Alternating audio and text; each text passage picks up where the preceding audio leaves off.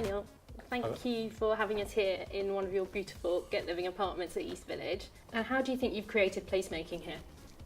I think placemaking is the piece we've learnt the most as we've gone through it. I think early on there was very much a focus on 1,500 homes, how you're going to let them. But actually it was about how you're going to make the place. Trying to create those opportunities for people to meet their neighbours. I'm not of the view that people in London don't want to meet other people. We always talk about the tube and no one wants to talk to each other.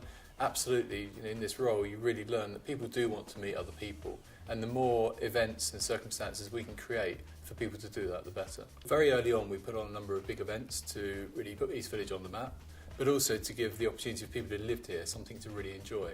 So you've got that community piece. The retail was really important to us. We've got about 35 retail outlets. And it took a while for that to get going, but we very much focused on independence, and that's had a really big impact. And what's interesting is that the residents really buy into the retail piece and really buy into that independent piece.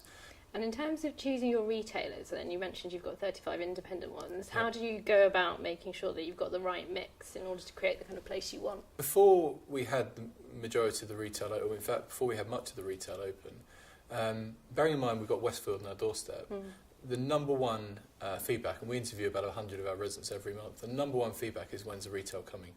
So I think that said to us how important it was. And one of the things that we've instigated now is shorter term leases and some pop-ups as well, so we can make sure it stays fresh, we can make sure we've got the right mix. We're bringing more leisure into the mix at the moment as well, and that's something that we've learned.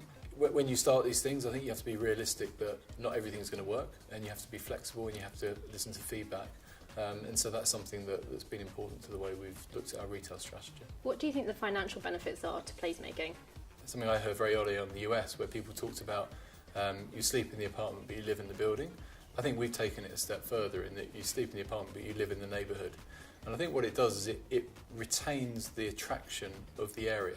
So rather than it just being a really nice square box that people live in, it actually turns it into an environment that people really want to be in. So in terms of the financial benefits of that, it helps on retention. And it also, we get a lot of referrals. So we get over 20% of our new residents are referred from our current residents. And a lot of that is, one, because our residents like it, but two, because their friends come over, they see the place. They see all the placemaking that we've done, the community, the neighbourhood that's being created.